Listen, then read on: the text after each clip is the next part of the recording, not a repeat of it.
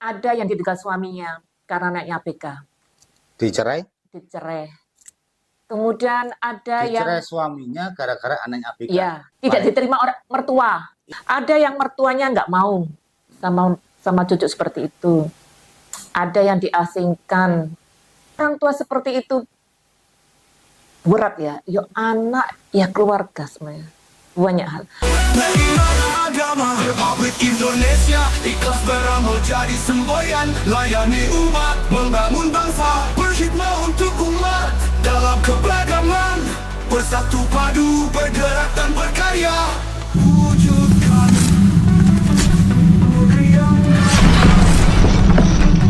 Kementerian Agama Republik Indonesia. Assalamualaikum warahmatullahi wabarakatuh. Selamat bertemu dan berjumpa kembali dengan saya Caris di podcast Kata Mereka IPARI Kota Surabaya. Hari ini hari yang sangat luar biasa, insya Allah ya. Insya Allah mudah-mudahan hari luar biasa. Alhamdulillah. Saya dari IPARI memiliki seorang narasumber yang sangat luar biasa. Beliau seorang penyuluh, salah satu penyuluh teladan Jawa Timur, dan juga beliau spesialisasi penanganan terhadap masyarakat khusus ya. Karena tidak semua orang, tidak semua penyuluh bisa melakukan hal seperti ini. Spesialisasi penanganan terhadap anak ABK dan juga ADHD. Hari ini kita bertemu dengan Ibu Luki Asmaningsih. Bukan Luki Sumiati ya? Bukan, oke. Assalamualaikum Bu Luki. Waalaikumsalam. Gimana kabarnya hari ini? Alhamdulillah. Capek? Sehat. Panas. Tetap semangat? Alhamdulillah. Tetap semangat hari ini. Beliau memang setiap harinya selalu menangani teman-teman ABK, teman-teman ADHD. Tidak semua orang bisa menjalankan tugas terhadap anak-anak berkebutuhan khusus, dan tidak semua orang bisa bersahabat seperti itu. Bu Luki, untuk hari ini sampai hari ini Bu Luki ditugaskan di kecamatan mana? Saat ini saya bertugas di KUA Pakal, Kecamatan Pakal, di ujung paling barat Kota Surabaya. Dan untuk warga binaan ABK maupun ADHD itu juga wilayah di Pakal atau di mana? Kalau soal ABK, sejak aku tugas di Duku Pakis tahun 2008-2009 gitu. 2008, 2009. Tapi belum ABK-nya mungkin. Sasarannya masih ke orang tua. Masih pada orang tua. Orang tua dari ABK itu. Orang tua dari ABK. Orang tua dari ABK. Ada sebuah chemistry mestinya untuk penanganan terhadap ABK, Ya. mesti harus mendekatkan terhadap orang tua, mestinya seperti itu kan. Belum kepikiran ke anaknya. Waktu itu cuma yang menurut saya rentan adalah orang tuanya, bukan anaknya waktu itu. Padahal waktu itu. kedua-duanya memang harus ada sebuah pendekatan khusus gitu ya. Kedua-duanya sebenarnya sangat itu berhubungan, karena mereka mandi, tidur dan segalanya kan sama orang tuanya Sama itu. orang tua. Ya. Yang jadi pertanyaan saya menarik ini. Tidak semua orang mau menjalankan tugas untuk penanganan ABK sama teman-teman ADHD, termasuk teman-teman penyuluh. Salah satunya panjenengan yang selama ini intent untuk penanganan teman-teman ABK dan ADHD. Apa sih latar belakang Mbak Luki itu untuk tak panggil Mbak ayo? Kita itu nom ya. Ibu sawangane tuwek, mama enak. Emang Mama ya, oke. Latar belakangnya apa Mbak? Jadi Mbak Luki ini siap menangani teman-teman ABK dan juga ADHD. tahun 2008 ya, jadi penyuluh 28 mungkin. Itu pertama SK keluar itu apa sih penyuluh? Karena saya background saya juga bukan. Jadi penyuluh itu ngapain? Kan saya kan bukan bunyai. Iya. Saya hanya bisa mengajar ngaji gitu aja ya, mengajar ngaji. Ya. Yang saya skill penyuluh saya itu hampir tidak ada mungkin. Hampir tidak ada. Karena saya hanya punya skill punya anak yang mungkin saya punya anak berlatar belakang ABK. Waktu itu divonis dengan epilepsi general. Jadi akhirnya saya itu punya ilmu untuk anak itu. Akhirnya saya sharing aja, bawa kertas ke suatu daerah di Kopakis, itu daerah Simonggunung waktu itu. Saya ke sana, saya minta agar penyuluhan di situ, suatu di SLB itu akhirnya saya dikasih, SLB-nya di Duku Pakis berarti? bukan di daerah situ, tapi bukan Duku Pakis, Takal, bukan, daerah Sukomanunggal malah. Sukomanunggal. Malah di Sukomanunggal waktu itu. Itu saya di situ akhirnya saya memberanikan diri untuk saling sharing pada ibu-ibunya. Jadi memberi pembekalan pada mereka bahwasanya untuk tetap di jalan Allah, tetap menerima apa yang diberikan oleh Allah, tetap bersyukur, dan mempunyai tip-tip untuk berdoa untuk ibunya. Untuk ibunya. Iya. Tip-tip itu kan kalau terapi mungkin semuanya anak SLB itu rata-rata terapi di dokter. Saya yakin itu semua. Pasti. Ya. Pasti. Tetapi tidak semua itu juga tercover oleh dokter karena mereka ada yang tidak punya kan. Betul. Dan terapi itu tidak murah. Dan tidak murah. Vitaminnya pun tidak murah. Tidak murah, betul. Vitamin, terapi. Iya, vitamin. Terapi pun tidak mungkin satu tempat. Iya. Pasti ada beberapa tempat. Jadinya saya itu karena seperti itu, saya punya keyakinan karena keyakinan bahwasanya anak saya sembuh itu ya terapi ke dokter ya dari saya sendiri karena Allah. Kan anak saya tahun 2000, anak saya umur 20 tahun sudah S1 dengan predikat 7 tahun kuliah. 7 tahun kuliah. Padahal anak itu berkebutuhan khusus katanya orang waktu itu ya. Tapi alhamdulillah ya berkat doa saya diterima Allah gitu aja. Ya. Berarti selama ini memang latar belakang dari Mbak Luki itu untuk penanganan teman-teman ADHD maupun ABK termasuk di sekolah SLB sekolah luar biasa itu memang berawal dari ketika seorang putra dari Mbak Luki ini memiliki penanganan khusus juga. Dan kebingungan materi opo sing tak sulukan waktu itu kan. Akhirnya ini aja ngono. Intinya kan serba kebetulan. Pengalaman selama ini menangani sang anak juga itu ya. Iya. Itu divonis mulai tahu umur berapa?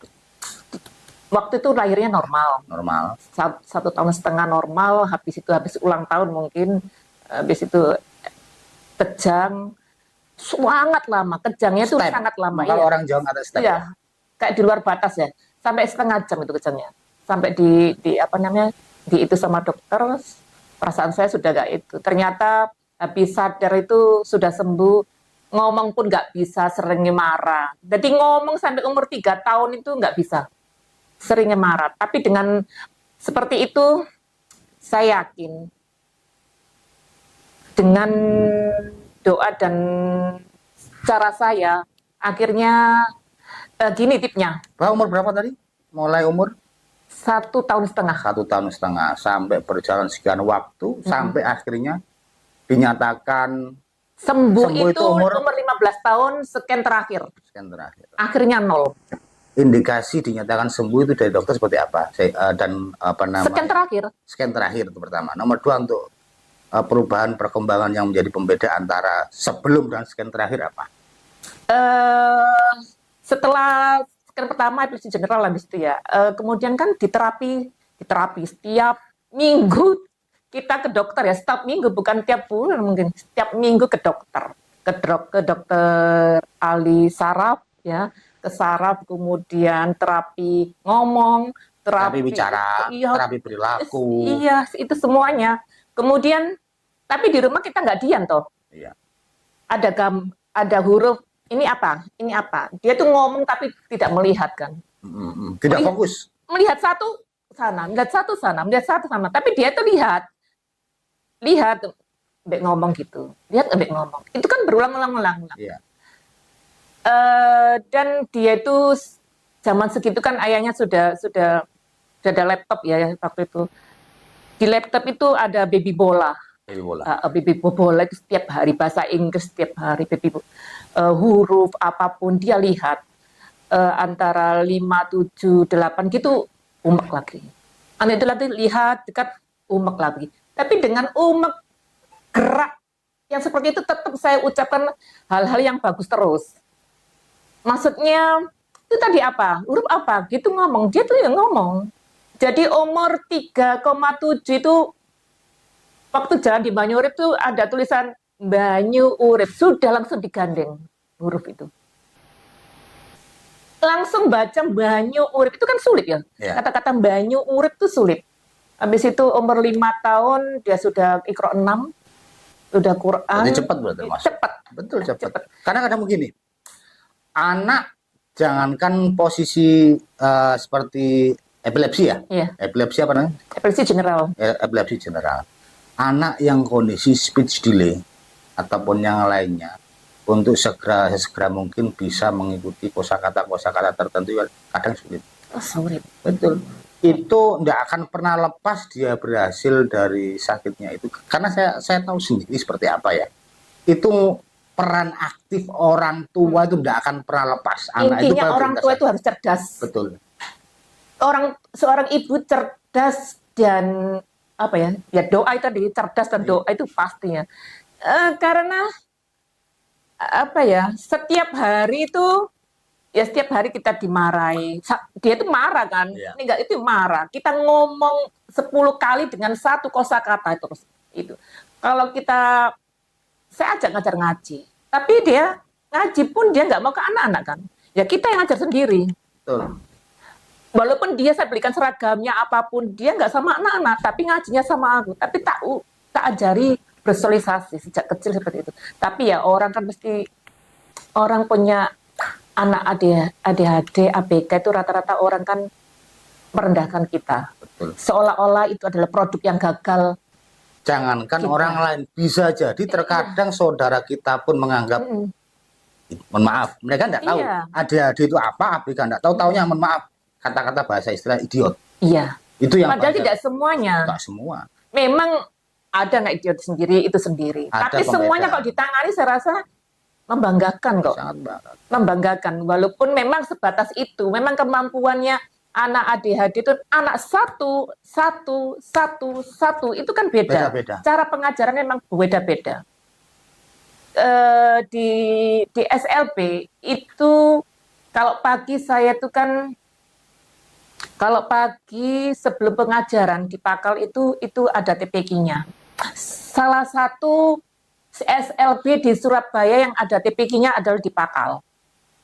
Itu setiap hari ada mengajinya dari yang ya memang benar-benar idiot, ada yang benar-benar memang ngaji semua. Di situ mereka ya cepet nangkap.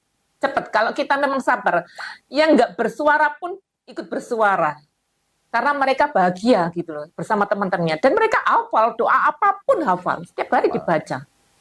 Ya TPC satu-satunya di SLB memang di Pakal saat Salah ini. satunya di Pakal. Saat ini.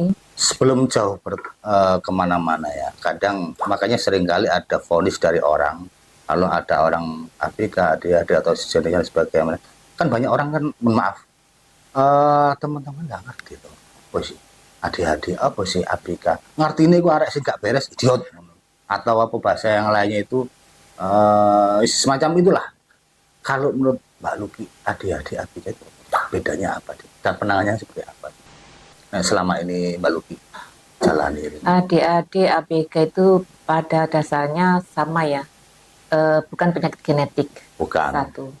Yang dua itu memang dia ada konsleting di otak itu Ada ya, kendala. ya, tapi beda-beda komponennya gitu Adalah aja. kendala Iya. perkembangan di otak gitu. Karena mereka pun mungkin jenengan tahu semua anak di situ kan minum obat pertama kan berapa tahun 3 kali sehari. Adik-adik ABK adalah sama sebenarnya. Bukan penyakit genetik dan dia bukan produk yang gagal, dia juga sama penanganannya, pembelajarannya juga sama. Yang membedakan mungkin apa ya, otaknya komponennya yang beda-beda ya. Gitu ya. Servisnya dari K1, 2, dan 3 itu seperti itu. Menurut kalau di SLB kan macam-macam. Tapi kalau saya melihat pelajari ya di beberapa media itu penanganannya ya sama-sama saja gitu loh. Jadi karakter anaknya yang beda-beda.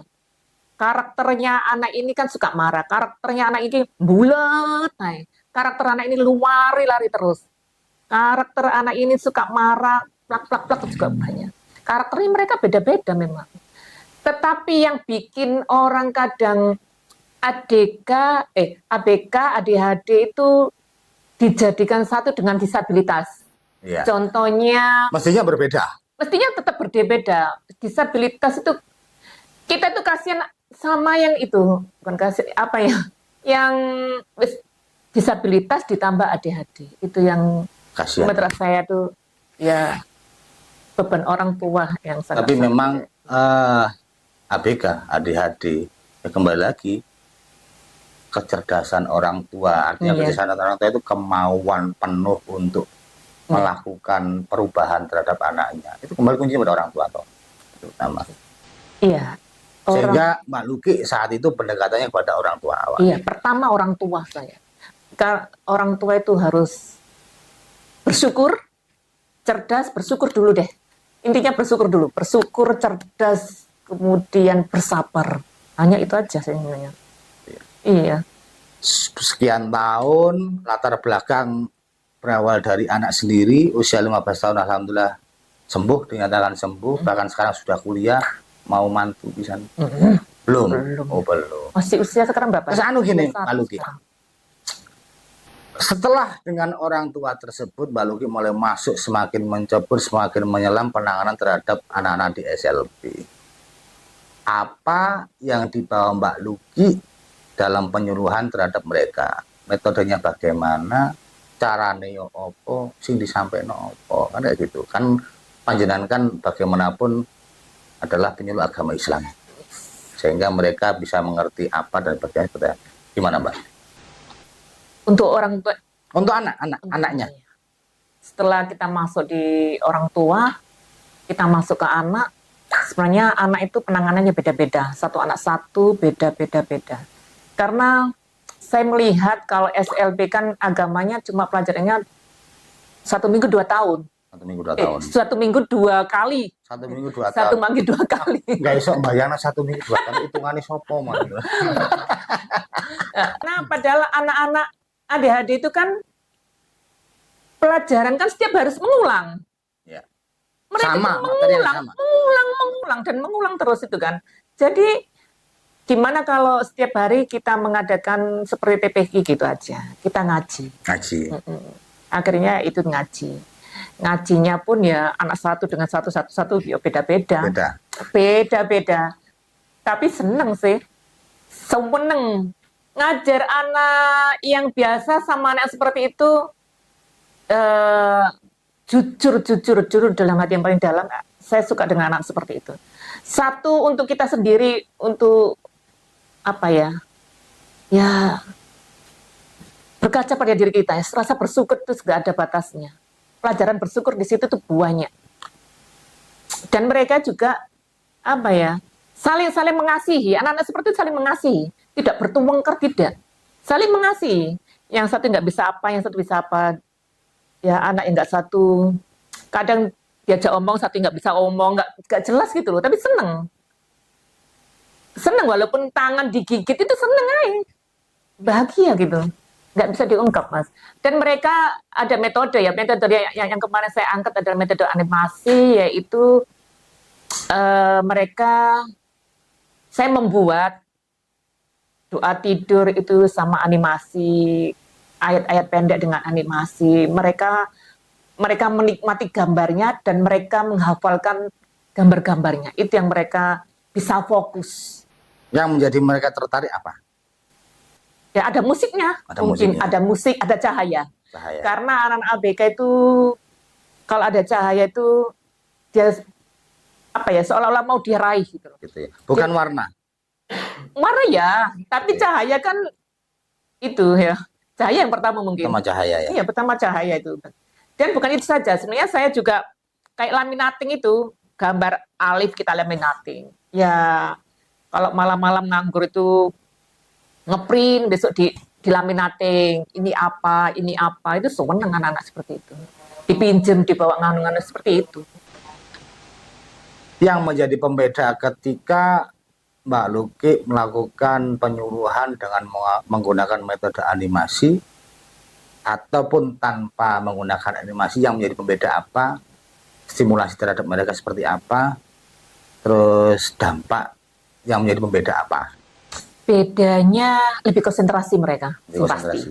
Tim pasti Karena ada dia yang lebih menarik tadi. iya, ada warna, ada cahaya, ya, ada tepuk-tepuk, ada musik, itu mereka buat bahagia. Tapi nggak semuanya, kadang anak itu yang macam-macam, ada yang tidur sampai gini-gini itu saya. Tapi cara menghafalnya itu lebih cepat deh, Lebih cepat ya. lebih cepat.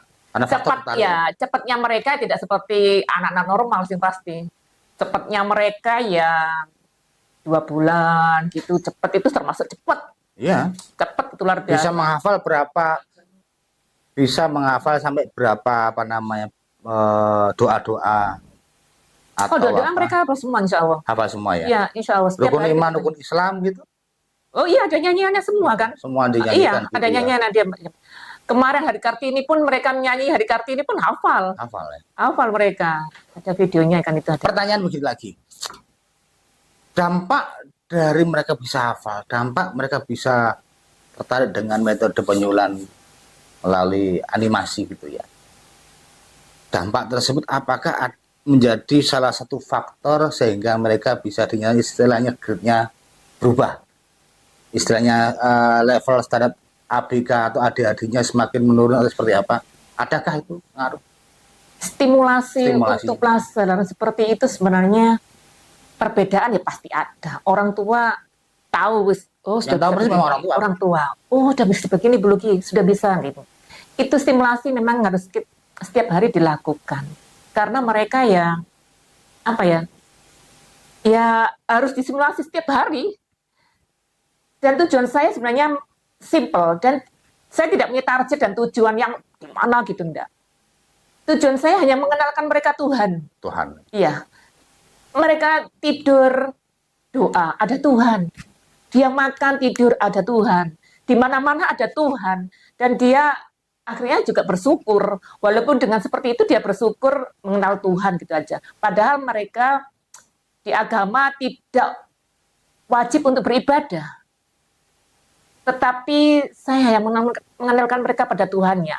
Mungkin dengan mereka bisa doa-doa nanti pahalanya ya juga ke orang tuanya gitu aja ya. Dan saya yakinkan nih mungkin dari orang tuanya itu jangan malu itu ininya. Walaupun tetangga, siapapun yang tidak suka dengan anaknya. Saya sekarang lagi buat buku Bismillah itu Malaikat Kecilku. Malaikat Kecilku. Iya, karena di situ kalau setiap bulan kita dapat, mereka itu mempunyai cerita masing-masing. Ada yang ditinggal suaminya karena anaknya ABK, Dicerai? dicerai. Kemudian ada yang Dicerai suaminya gara-gara anaknya ABK. Iya, Padahal dia ikut urun. tidak menerima anaknya seperti itu takdirnya. Malah urun. Iya, tahun-tahun. seperti itu. Itu tidak dikit banyak. Banyak. Kemudian tidak Baik. diterima orang mertua. Ini yang menjadi problem juga sehingga terkadang karena faktor itu tantangan juga buat orang tuanya atau sang ibu. Orang tua Powernya dari ibu masalahnya. orang tua seperti itu berat ya. Yo anak ya keluarga sebenarnya. Banyak hal. Ada yang mertuanya nggak mau sama cucu seperti itu. Ada yang diasingkan. Ada yang ditinggal mati. Ada yang kemarin barusan ditinggal mati itu kemarin Bulugi saya tidak bisa menerima bapaknya meninggal. Saya tuh pokoknya saya tidak bisa menerima. Anaknya tuh marah terus. Akhirnya saya ikhlas, anaknya sudah biasa, diam. Jadi Adik-adik. adik-adik. Jadi anak sama ibu sebenarnya ya kayak tutup gitu, tutup sama tempat gitu ya. Nggak bisa dipisahkan mereka Tumbuh sebenarnya. ketemu tutup. Iya, nggak bisa dipisahkan sebenarnya. Saling seperti itu, nggak bisa diinganu. Saya hanya mengenalkan mereka pada Tuhannya dan dibantu sama orang-orang tuanya itu aja. Dari itu semua kalau Mbak Luki berencana bikin buku ya, Iya, judulnya Malaikat Kecilku. Iya. Keren itu. Tapi saran saya, ulas dulu pengalaman penanganan terhadap anak sampean. Oh, itu menarik. Jilid 1. itu pernah saya tulis. Jilid 1 ya. Iya. Jilid kedua. Ngapunten, itu pernah saya tulis di tahun 2017. Itu 17 tahun. Salah satu produk susu itu saya ikutkan, ya insya Allah itu. Saya kan nulis gitu. Tidak pernah. Dan apalagi ya, pernah itu saya tulis-tulis seperti itu. Terus Sampai sama gurunya itu, dia itu dia itu orangnya diem malahan. Setelah SD dia tuh diem, nggak gerak, tapi nggak mau bersosialisasi sama sekali. dulu Iya, tapi ya, iya SD itu sudah nggak bergerak gini enggak, sudah nggak bergerak. selesai. Tetapi dia itu tidak bersosialisasi sama temannya, diam, pokoknya diam. Sampai guru agamanya itu bajunya waktu itu putih-putih Muslim ya, itu pun loh kotoran dikit enggak, karena dia itu duduk terus diam. Anaknya diam banget. Tapi kalau di rumah sudah mulai. Kalau di wastafel itu apapun dimasukkan. Akhirnya jadi buku nggak itu? Nggak jadi buku, hanya lomba-lomba gitu aja. Bikin aja buku. Punya, Malaikat Kecilku. iya itu. Judulnya menarik. Malaikat kecilku itu ya keluh kesahnya ibu-ibu itu tadi. Ya, kalau Riwayatnya saran saya, ibu-ibu. Malaikat Kecilku itu jilid 1 cerita sampean. Anaknya sampean, perjuangannya sebagai seorang ibu dalam penanganan terhadap anak berkebutuhan khusus. Dalam hal ini bla bla bla bla, perjuangan dari awal sampai akhirnya selesai. Saya yakin orang-orang yang dalam penanganan hal seperti itu akan tertarik. Pertama. Nomor 2, jilid 2 yaitu Malaikat Kecilku jilid 2 adalah penanganan jenengan selama perjuangan di SLB. Saya yakin itu menarik. Nanti tak bantu nanti. Amin. Terima kasih. Pemenang. Semoga. Saya mendengarkan mengetahui kalau Mbak Luki ini juga menangani teman-teman disabilitas dewasa, tunarungu atau apa, dari teman-teman Asonga. Itu seperti gimana Mbak Luki? Itu mereka itu memang binaan jenengan atau memang sering ngumpul di tempat jenengan sehingga jenengan bangun komunitas itu seperti apa? Spesialis saya memang ADHD ABK. Kalau Asongan itu ya melihat mereka malas saja ya, nggak bisa ngomong, dan yang dijual hanya sebuah koran. Padahal sekarang medsos kan lagi gencar-gencarnya ya, orang baca kan semua males. Jadi di situ kita itu. Dan statusnya mereka memang berkebutuhan khusus. Tunawicara. Kalau kebutuhan khusus tidak, hanya tunawicara. Ya kita bukan pengajian ya sebenarnya ya. Kita menguatkan imannya saja. Kita menguatkan imannya, jangan lupa sholat, jangan lupa sabar, tidak boleh mencuri. Ada orang kesusahan di jalan, kita harus bantu. Hal seperti itu kita tekankan, itu aja sih. Mereka tunawicara. Ya, tunawicara. Cara komunikasi Mbak Luki dengan mereka seperti apa? Ya, alhamdulillah agak bisa, tapi ya nggak bisa-bisa amat. Tapi mereka paham, yang saya ucapkan paham. Gitu ya? Ya paham, karena kita menggunakan bahasa isyarat gitu aja. Ya. Bahasa isyarat. Dan di situ kita ya namanya Asongan, tunawicara. Tapi apakah komunikasi dengan mereka langsung dengan komunikasi bahasa biasa atau juga dipakai dengan menggunakan bahasa isyarat? Iya, tetap pakai bahasa Arab. Bahasa isyarat tetap kita Tuhan gini biasa seperti itu. Ya cuma gini, Assalamualaikum warahmatullahi wabarakatuh gitu ya biasa. Testing. Kalau apa ya bahasa Arab gitu aja. Saya belajar dari itu. Kalau di SLB kan nggak ada seperti itu. Hampir mereka ADHD. Ya memang diajari sih. Gini diajari, tapi tidak Luki? Gitu. Kalau saya taunya gini, makan bakso kepedesan. ya, tapi mereka nganu kok. Keren. Seneng banget. Gitu ya. Tapi saya pingin sih. Cita-cita saya sebenarnya pingin saya itu jangan koran saja. Jual koran itu kan sulit lakunya.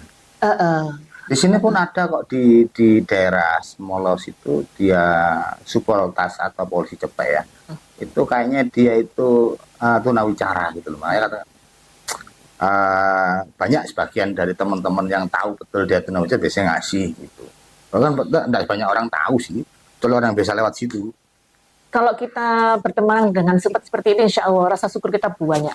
Ya, betul. Kalau seperti itulah, kalau kita ya mungkin di majelis taklim yang sudah di elite kita nggak tahu apa Nggak yang ngerti. terjadi seperti ini. Dan semua orang kok mau Iya. penanganan seperti itu. Ayo coba seperti Pak Nur Hadi. Nggak Dan mau. Mbak, Kalau di sekiranya jalan, nggak kiranya apa-apa. gini, teman-teman penyuluh Surabaya semisal sewaktu-waktu gitu loh, kita melakukan eh, pembinaan terhadap mereka, Nggak sekaligus apa-apa. memberikan santunan terhadap mereka. Nggak apa-apa. Kita kasih apa dari teman-teman yang mereka real membutuhkan kok. Iya, enggak apa-apa, monggo. Kita juga punya IPARI, kita juga punya kita bisa melakukan itu gitu loh. Iya, enggak ada apa-apa, seneng aja gitu loh. Tapi saya itu pinginnya memproduktifkan, lebih produktif mungkin ya. Tapi tetap sih, kalau kita ketemu ya, kita tanggung itunya. Oh iya, kita Iya, melakukan penanggungan terhadap mereka itu bagian dari rasa syukur kita. Karena apapun itu kondisi kita secara fisik jauh lebih beruntung. Dan sebelum Kondisi itu, kita secara ekonomi jauh lebih beruntung. dan sebelum kita kasih pun, kita kasih jangan ceramah lah bahasanya seperti Iya. itu. Tetap kita kasih, sewenang gitu. Adik-adik pun kadang-kadang kan ada yang suka ngiler, terus Iya, juga betul. ada yang macam. Tapi ada yang adik-adik itu ada yang sempat ekstrim nggak, seperti kalau marah mendurun kepala atau apa gitu? Enggak, Nggak ada ya. Kak. Kasihan ya seperti itu Pak ya. enggak. Itu harus nganu ya. Ya obatnya mungkin. Kan di Kalau dokter kan ada obat. dulu memang sempat sih, sempat pukul Itu kepala. nek, Sekarang selesai. kalau emosinya orang tua, tergantung emosi orang tua loh biasa kadang-kadang. Gitu ya. Tergantung emosi orang tua. Yang kemarin yang saya tulis itu ada ibu itu yang suaminya meninggal itu dibentur-benturkan itu. Karena ibunya belum ikhlas, orang tua suaminya meninggal itu. Setelah ikhlas, anak saya kok diam begini. Itu cerita. Biasanya mungkin dilampiaskan pada sang anak tuh si ibu. Iya, Iya toh? nong anak itu biasanya disayang-sayang habis itu kan. Mungkin seperti itu. Oke. Dari pengalaman Mbak Luki, penanganan ADHD, ABK, bahkan termasuk teman-teman jalanan yang apa ya, mereka tunawicara. Hmm. Saya coba fokus untuk tips yang mungkin terhadap penanganan anak ABK, ADHD, khusus bagi orang tua.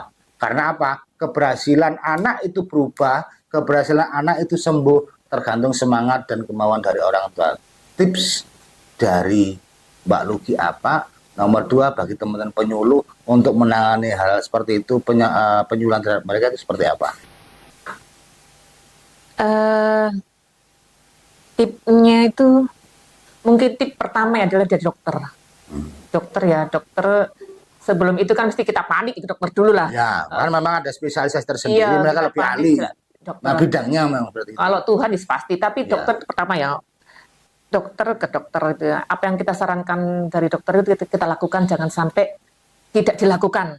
Seperti minum obat 1 kali sore nggak minum obat, ngulang 0 lagi kan.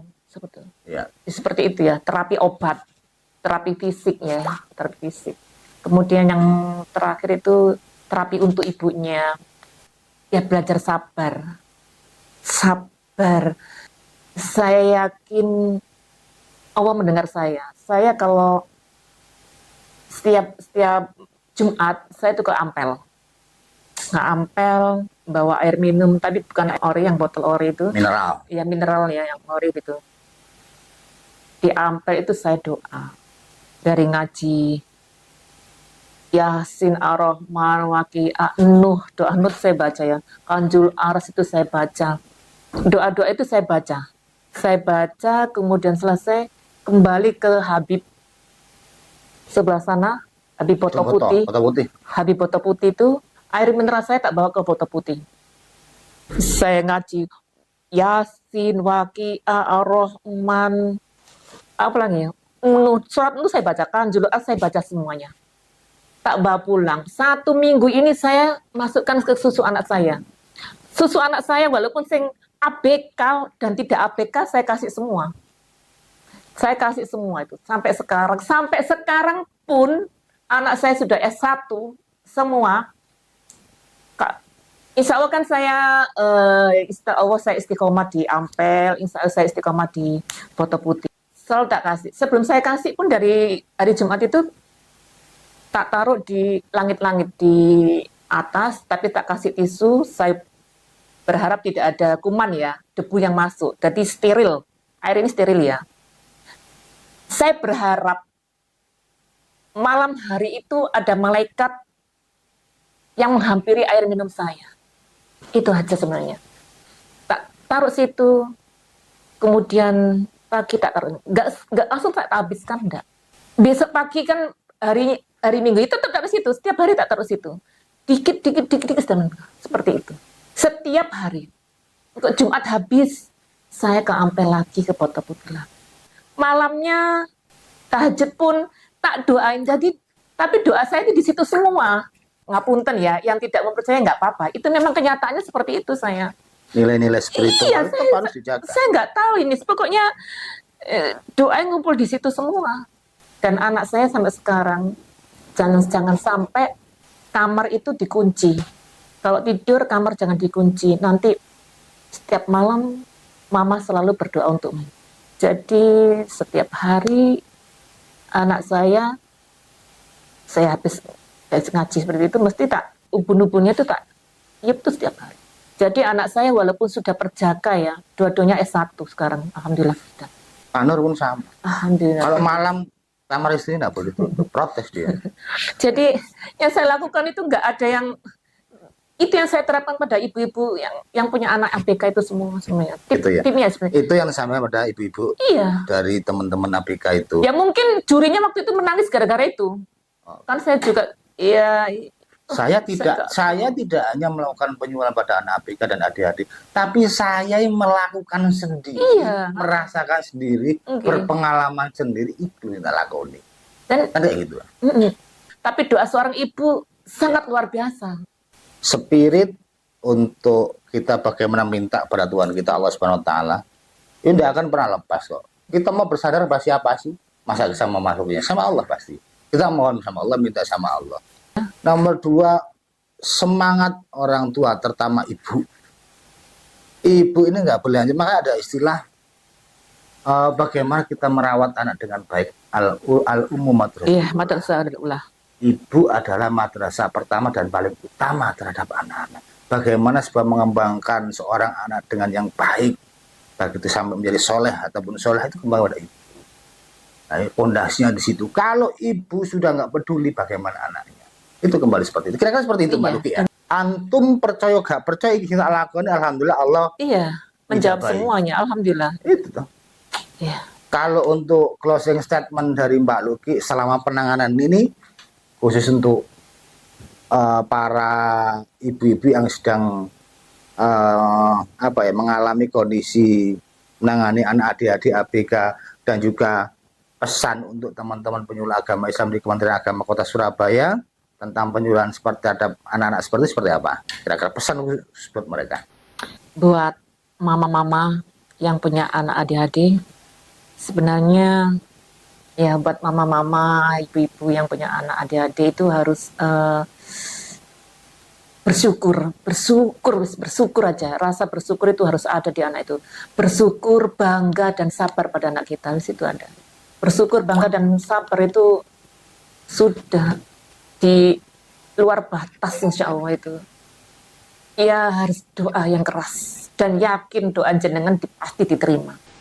Yakin itu aja, yakinnya, seyakin-yakinnya. Tapi tetap dengan upaya mereka harus distimulasi setiap hari. Terapi, gitu. Anak saya itu sampai kelas 6 masa mau baca? Yang kerjakan saya semua. Ini rahasia ya, tak kerjakan semua. Tapi tembok itu semua, bahasa Inggris apapun saya stimulasi semua. Kemudian ngomong itu selalu. Jadi kita yang belajar, dia mendengarkan. Ya, seperti itu.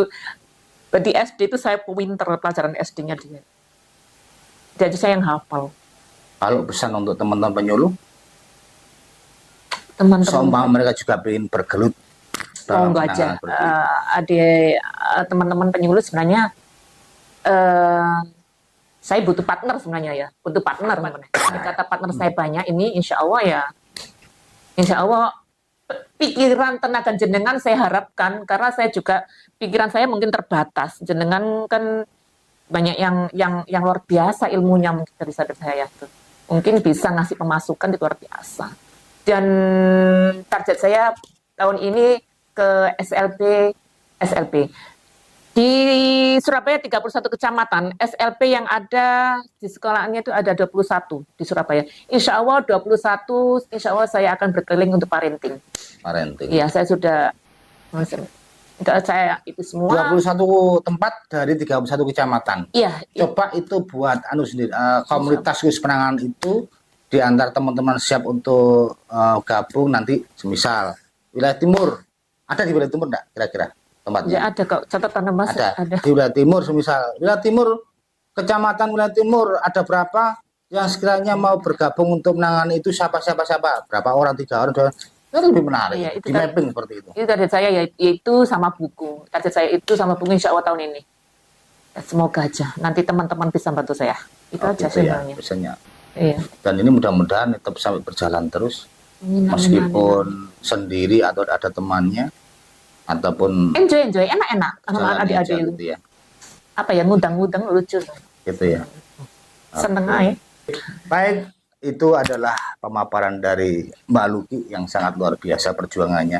Tidak mudah menangani untuk teman-teman ABK dan adik-adik, dan beliau juga tidak hanya menangani di SLP, ternyata pengalaman menangani anak sendiri mulai dari 1,5 tahun sampai 15 tahun, alhamdulillah sudah kelar. Bahkan sekarang sudah lulus kuliah. Ya, alhamdulillah. Alhamdulillah, itu sangat menarik dan keberhasilan sangat luar biasa. Dan ini saran saya segera mungkin buat nulis buku tentang malaikat kecilku, dari pengalaman Mbak. Nanti jenengan ya yang ngoreksi. Boleh, saya bantu nanti, tenang aja. Tak, nah clear kok, tak daftar hak cipta mbak pisan SBN gitu ya. Amin. Nanti kita fasilitasi, kita nanti nama IPA dan sebagainya lah, yang penting itu. Kira-kira seperti itu ya. Cukup sekian, mudah-mudahan apa yang disampaikan oleh Mbak Luki bisa bermanfaat bagi kita semua. Terima kasih Mbak Luki ya atas Aris sama punya. Karena memang dalam kesempatan ini kita bisa mendengarkan kisah peran dari penyuluh agama Islam penanganan terhadap ABK dan adik-adik. Mudah-mudahan sedikit apa yang dipaparkan oleh Mbak Luki dalam kesempatan hari ini bisa memberikan kemanfaatan bagi kita semua, dan semua amal ibadah kita dapat terima si Allah SWT. Amin ya rabbal alamin. Cukup sekian dari saya, Caris, dari podcast Kata Mereka, IPARI Kota Surabaya. Assalamualaikum warahmatullahi wabarakatuh. Waalaikumsalam warahmatullahi wabarakatuh. Ikatan Penyuluh Agama Republik Indonesia, di tengah hiruk pikuk kota, kau datang bawa cahaya dengan senyummu yang tulus. Hati ini terasa, kau ajarkan arti cinta dalam setiap langkah kita berbagi.